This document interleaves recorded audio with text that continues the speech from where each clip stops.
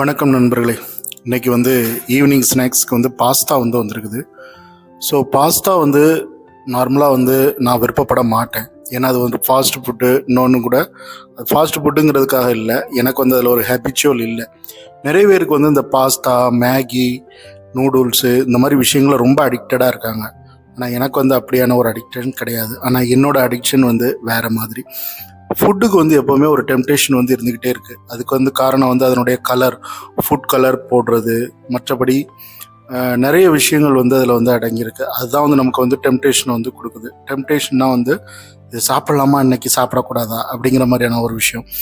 So நார்மலாக நம்ம இன்றைக்கி ஃபாஸ்டிங் இருக்கலான்னு இருப்போம். ஸோ அன்றைக்கி தான் பார்த்து வீட்டில் சிக்கன், மட்டன், ஸோ நான்வெஜ் பிரியர்களுக்கு சொல்கிறேன். இது வெஜ் பிரியர்களாக இருந்தால் அன்றைக்கி நல்ல அப்பளம், அவியல் எல்லாமே ரெடி பண்ணி வீட்டில் ரொம்ப ஜோராக கொண்டாடுவாங்க. ஸோ கேசரி, அல்வா எல்லாம் பண்ணியிருப்பாங்க. ஸோ அன்றைக்கி நம்ம அந்த ஃபாஸ்டிங்கை நம்ம கைவிட வேண்டியதாக இருக்கும்.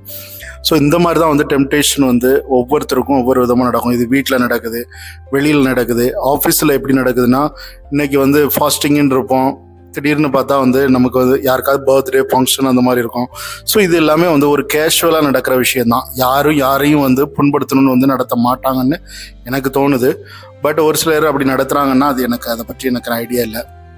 ரெண்டாவது, இந்த டெம்டேஷன் எப்போவுமே எல்லாருக்குமே இருக்குங்க. யாருக்குமே டெம்டேஷன் இல்லைன்னே நம்ம சொல்ல முடியாது.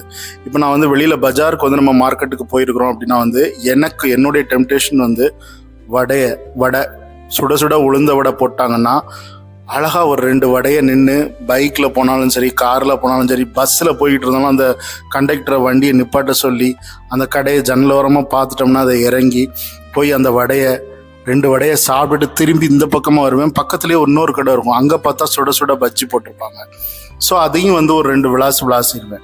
ஸோ இது எல்லாமே இன்னைக்கு பொறுத்தளவுல ஆயில் ஃபுட்டு ரொம்ப ஜங்க் ஃபுட்டு நமக்கு ரொம்ப கெடுதலை உண்டாக்கக்கூடியது தான். இருந்தாலும் நம்ம எல்லாமே ஒரு லிமிட்டாக அளவாக வச்சுக்கிட்டோம்னா நல்லது.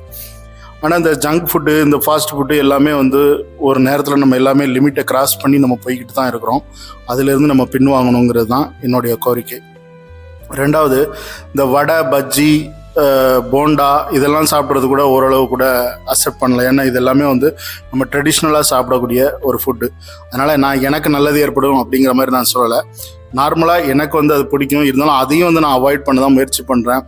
ஒரு டெம்டேஷன் ரொம்ப அதிகமாகிடுது. இப்போ 2 பஜ்ஜி சாப்பிட்ட இடத்துல இன்னும் 2 சாப்பிட்லாமே அப்படிங்கிற மாதிரி இருக்கும். ஸோ அந்த மாதிரியெல்லாம் இருக்குது. வீடியோ பிடிச்சிருந்தா லைக் பண்ணுங்கள், ஷேர் பண்ணுங்கள், கமெண்ட் பண்ணுங்கள், சப்ஸ்கிரைப் பண்ணுங்கள். பாய், see you.